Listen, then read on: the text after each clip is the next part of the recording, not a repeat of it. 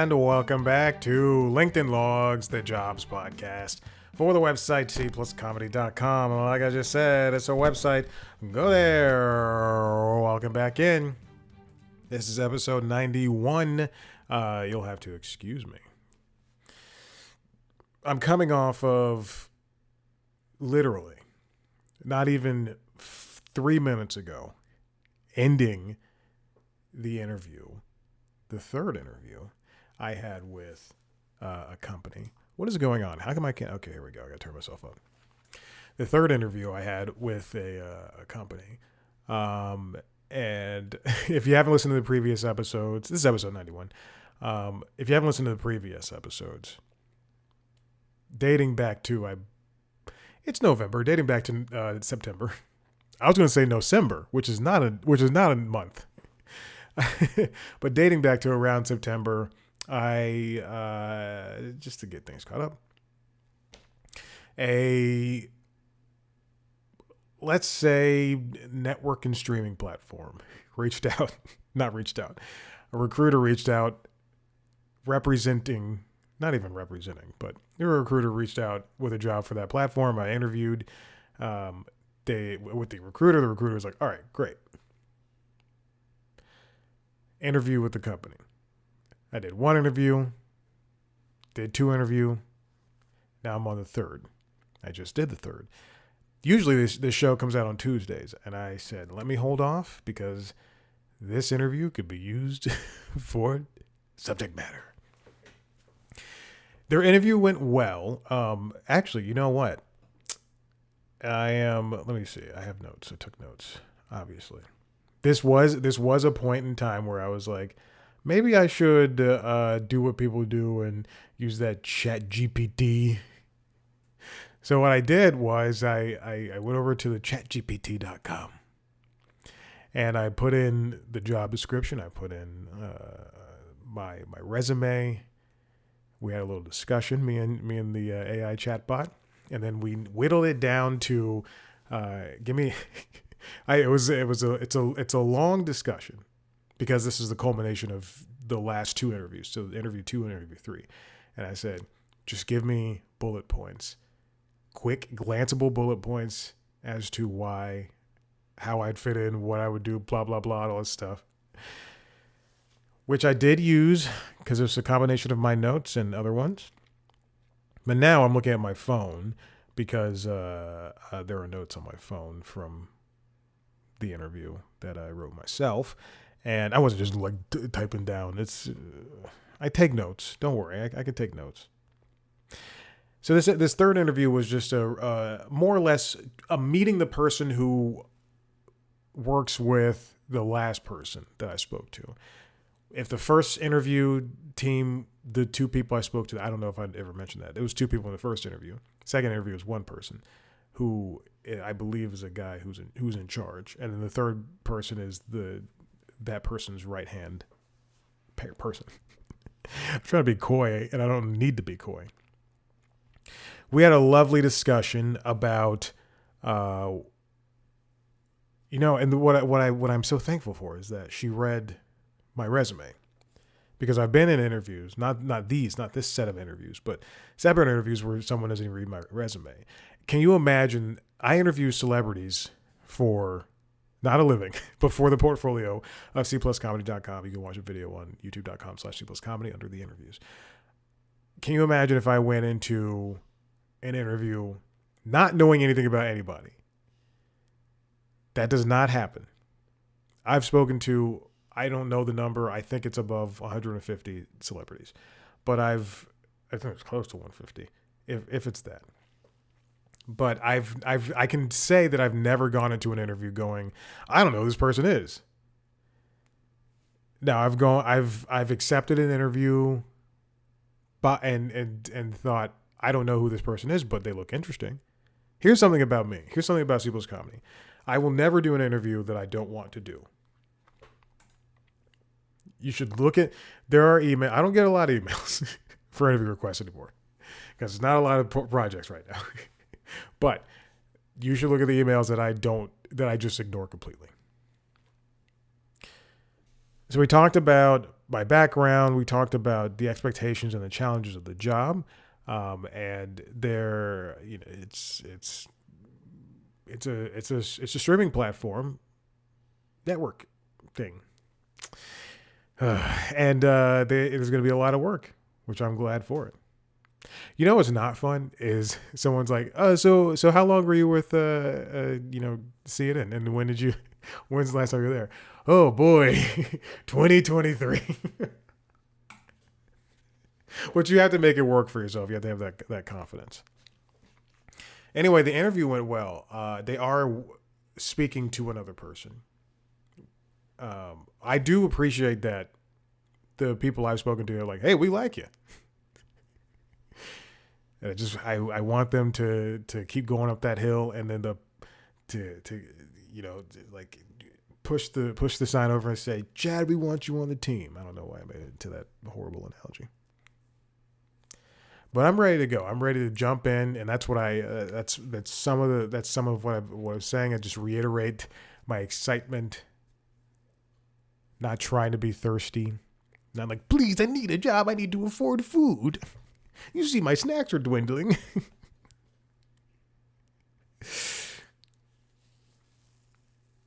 So if you're watching the video and you're wondering why I'm wearing a blue button-up shirt for the first time in a long time on this show, on any of the video podcasts or the podcasts, it's not just video.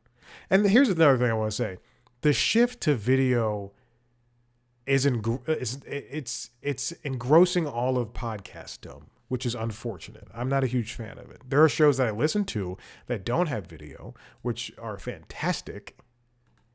But I feel like I have to do video because it's another way to get listeners, unfortunately. And it's something to add to the portfolio. Whereas there are famous people out here just hopping in on these shows and starting a podcast for 2 weeks and recording high quality video. This is not how podcasting is supposed to be. All right. Anyway, I have roughly 7 stories to get through. I've already separated 3 of them, and they're from last week. So they're all those 3 are about the same thing. So I had to separate these, unfortunately, but it's whatever. Oh, you know what I didn't even do? Hold on.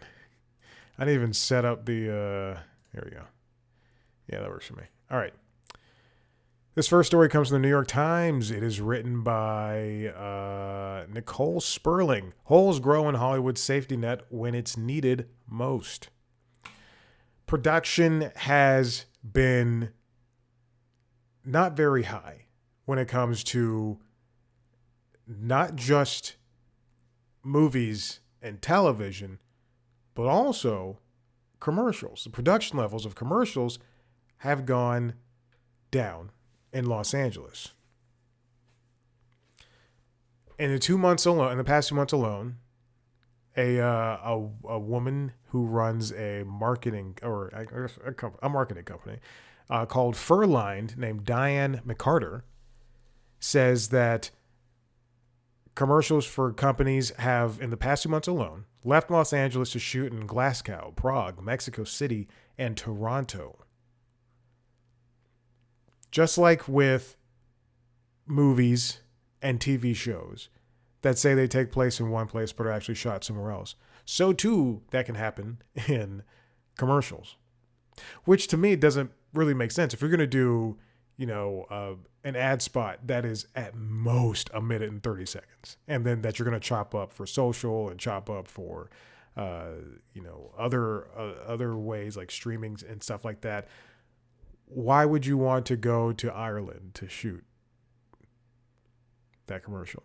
Speaking of which, we know, I know if you watch a show called The Floor, that show shoots in Scotland or Ireland, one of those. And it's on Fox. It's a wonderful, stupid game show. And then there's another show that started this television season called 99 to Beat. And that show, I recently learned, may shoot in London, England. Foggy old London town, mate.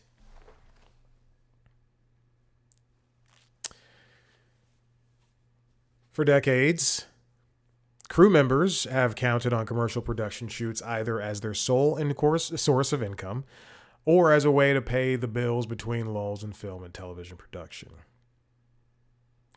Production in the third quarter of this year was 18% lower than last year and 40% lower than the 5-year average, according to their new report from Film LA, the local government organization that tracks production in the area.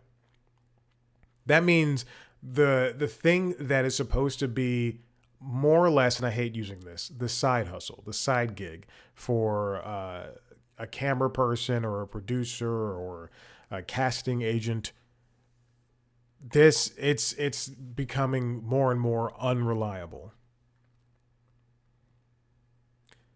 A bill passed this year in California gives millions in tax breaks to production done in the state, but it does not include commercial work. Matt Miller, the president of the Association of Independent Commercial Producers, a trade group, said commercials have been such a bread and butter for the industry, especially in LA. Commercials have always been something that kept the lights on in between television shows and movies.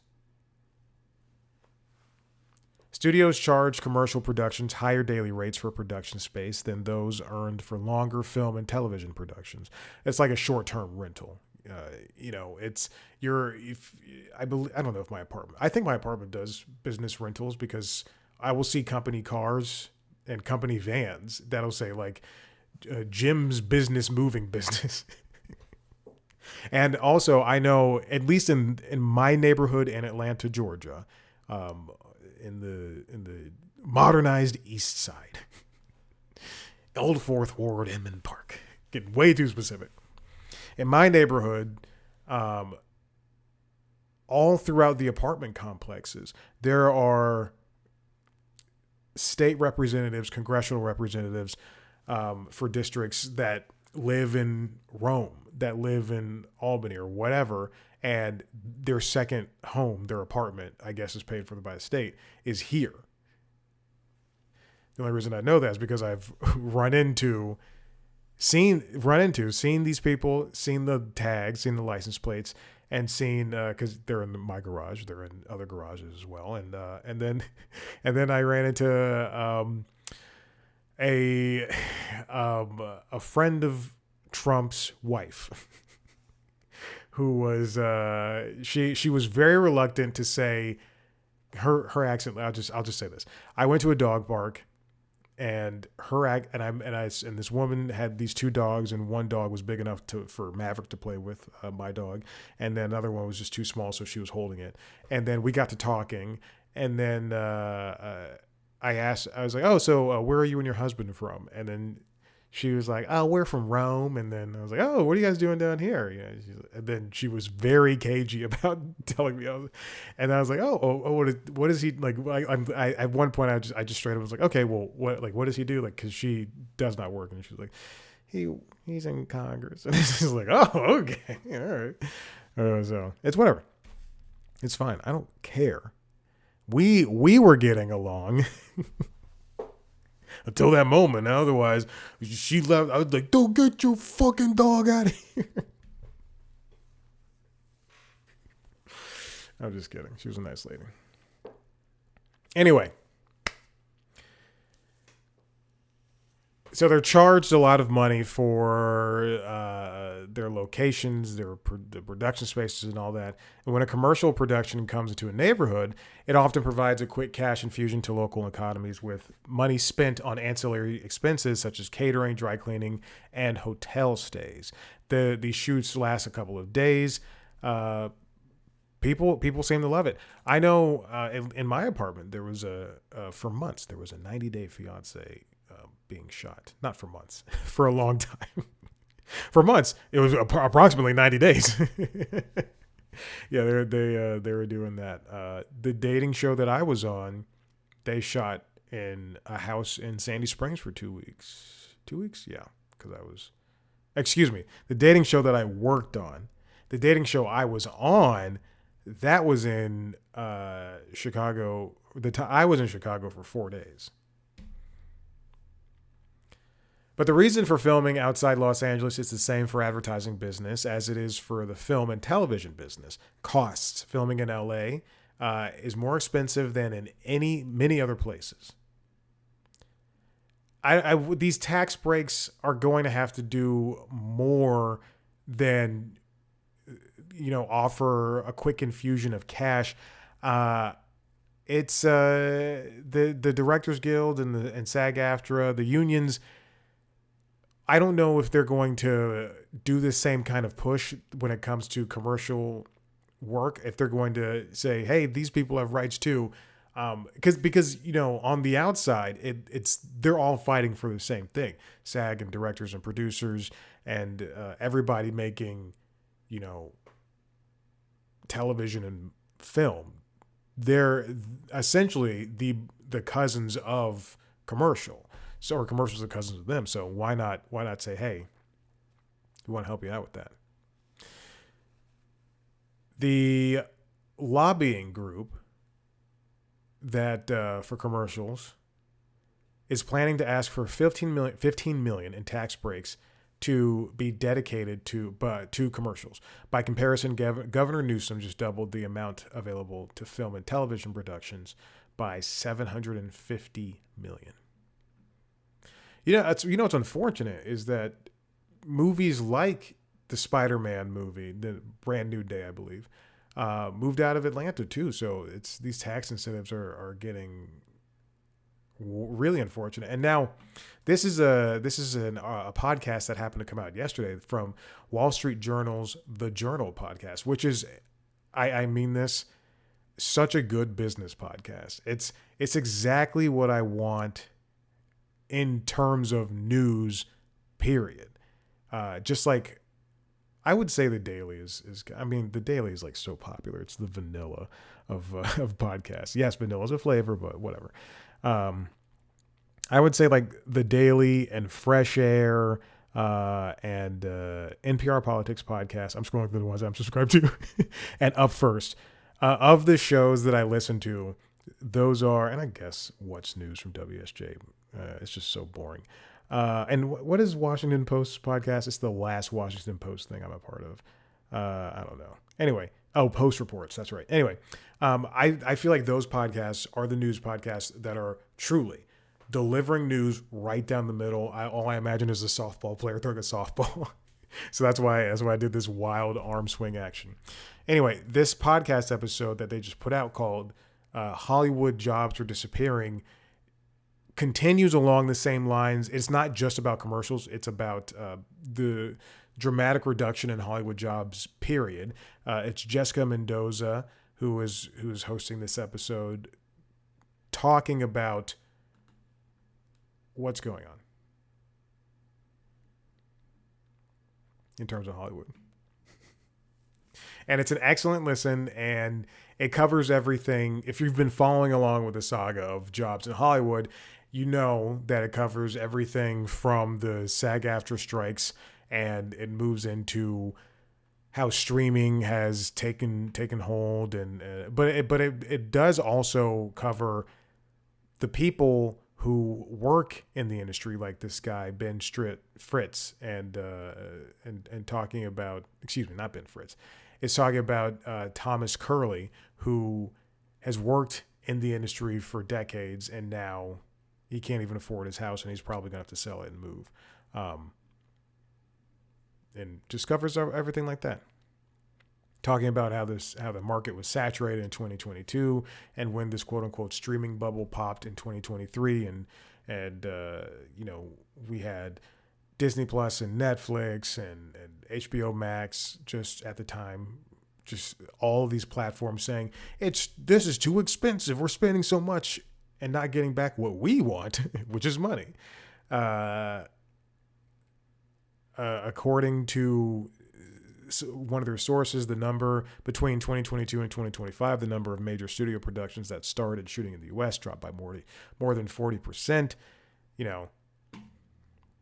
It's a fascinating listen, especially if you don't know anything about that world.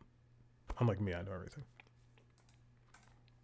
Now, speaking of the job market, this comes once again from the New York Times, written by Ben Castleman. The jobs report is canceled Here's what private data shows. So this is the jobs report was supposed to come out last Friday, I believe. It is November 12th. Yes, last Friday, but it did not come out. The current administration refused for it to come out because the federal government shut down. Basically, in the sub-lead here, canceled a second straight jobs report. But there's private data from companies around the labor market saying that the entire labor market has weakened in general. Job growth has remained weak this fall, but despite a series of high-profile layoffs at major corporations, the job market has not taken a sharp turn for the worse, probably. Now these companies aren't really entirely flying blind, as Ben writes here. State governments have continued to publish weekly data on applications for unemployment benefits, which I cannot get. Unfortunately, I went through a whole thing these past couple of days, but it's not happening. And a variety of private companies release figures on job openings, hirings, wages, and other topics based on surveys and data from their customers. Those sources don't tell entirely consistent stories. ADP, a payroll processing firm, reported that employment at private companies fell in September, but rebounded modestly in October. On the other hand, Revelio Labs, a labor market data firm, showed the opposite. Revelio's measure includes government and private sector jobs. So if you look at the government jobs, which they've been shut down for the past 30 some odd days, then they're going to see a sharp downturn. Data from LinkedIn, Bank of America, and other sources paint a similarly mixed picture. I paused my LinkedIn. I grew tired of going there and seeing people in way better spots than me complain about life. I'm like, hey, listen, we could trade life for a day. If I think about this, I think about this periodically. If I work out so much. Before even that interview I took a run. I did a run. I did a Pilates class on Peloton, and I had a run with Maverick, and he did pretty well. But I'm going to preface this by saying this: I'm not constantly in pain. I do stretch a shit ton, but I'm not constantly in pain. However, I do think that if I Freaky Friday'd with somebody, they would come into my body and be like, "Oh my God, why do you feel like this?" What's going on with what are your joints? Why did these muscles hurt? This is a muscle? Why does that hurt? I'm like, you just got to manage, baby. Oh my goodness. And I call everybody baby.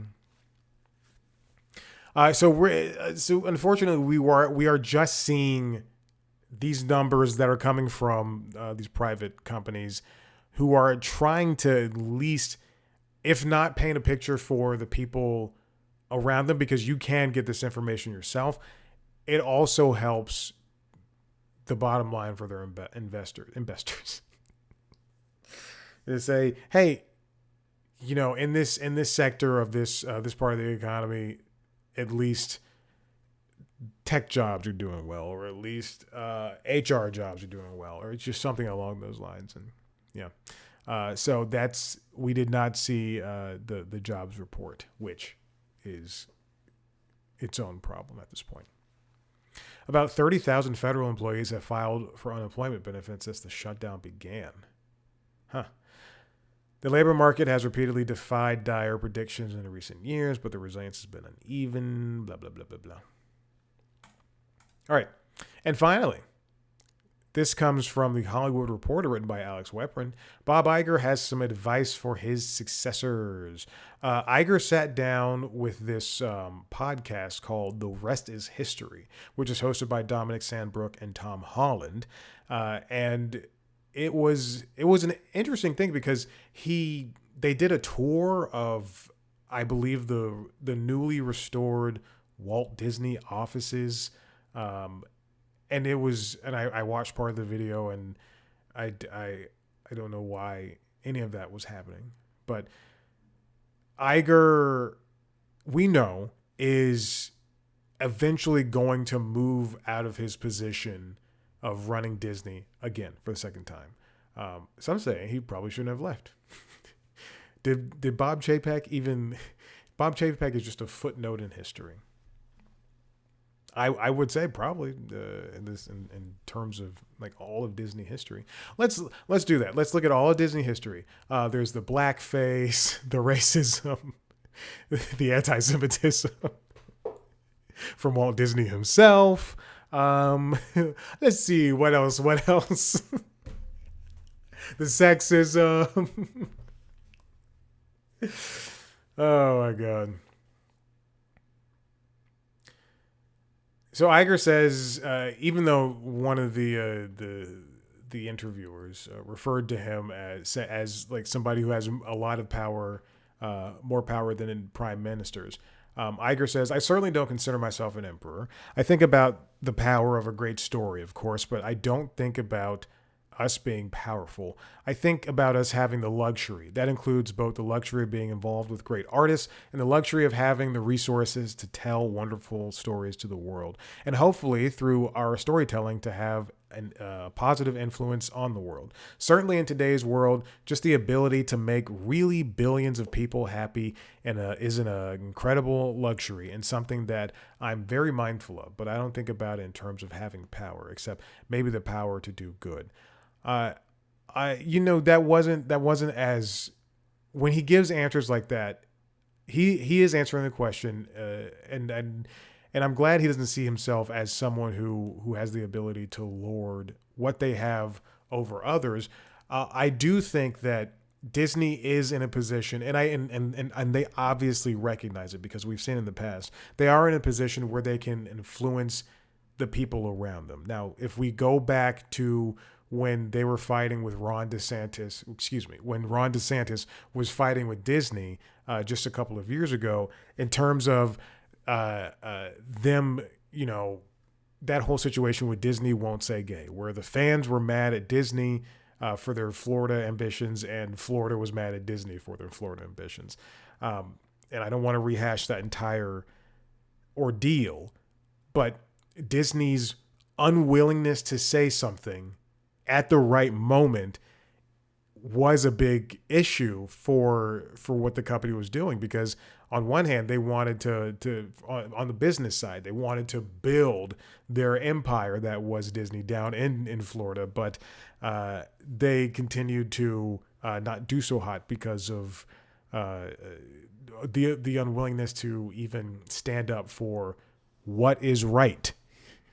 If you're going to put out movies about some talking red panda that's a metaphor for going through puberty, then hey, you might as well be like, two guys or two ladies or two genders can get two genders of the same, can do whatever they want together, and not be mad at some guy who wears an eyeliner and thigh-high cowboy boots. So I give that answer a B. Now, continuing on about the power aspect and what he expects from, or what the successor should be expecting.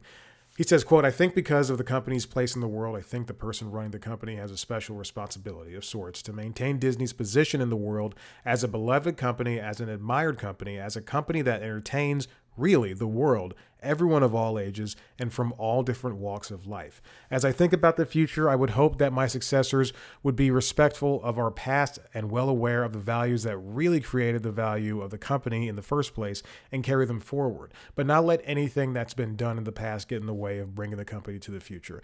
At that point, I think he's kind of referring to what I was joking about before, but the sexism, the blackface, the anti-Semitism from Walt Disney himself.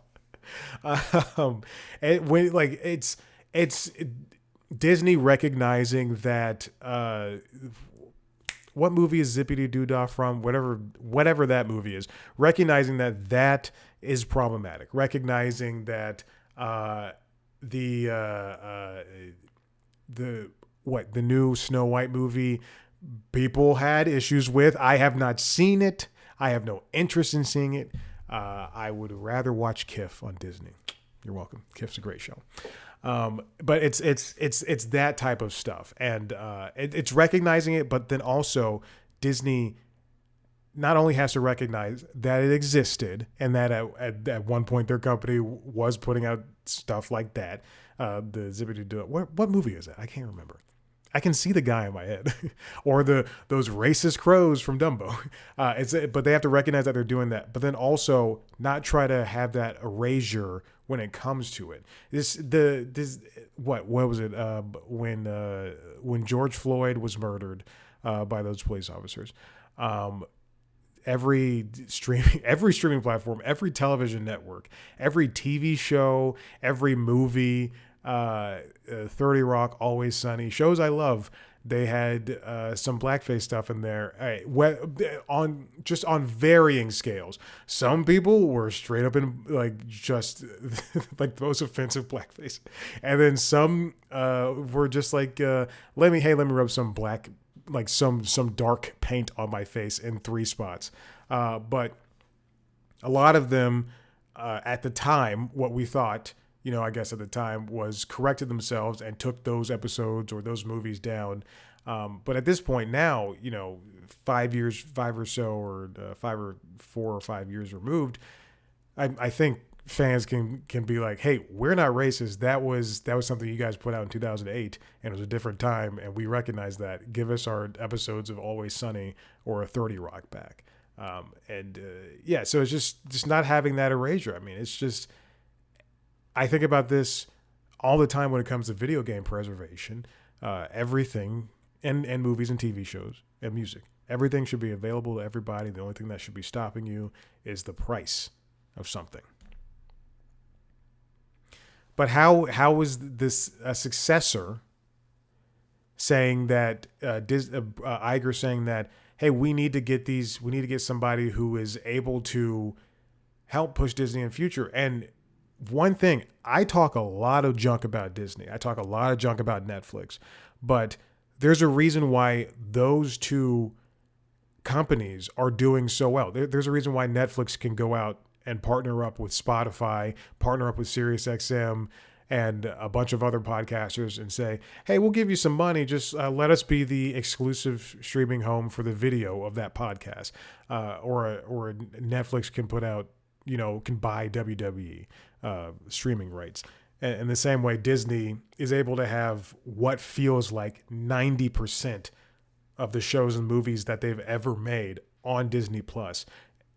And at a time when other platforms like HBO Max are shrinking their inventory, that they're able to just put out pretty much everything and say, hey, you like KIF? You like Big City Greens? Well, here it is next to Beyblade. And I don't know why I went to just all these shows that are on Disney. Here it is next to the Family Robinson. Is that what it's called? The Swiss Robinson Family? I don't know what it's called. That is one movie that has been in my list since Disney Plus came online, and I just can't bring myself to watch it. I think I'd like it. Swiss Family Robinson, that's what it's called.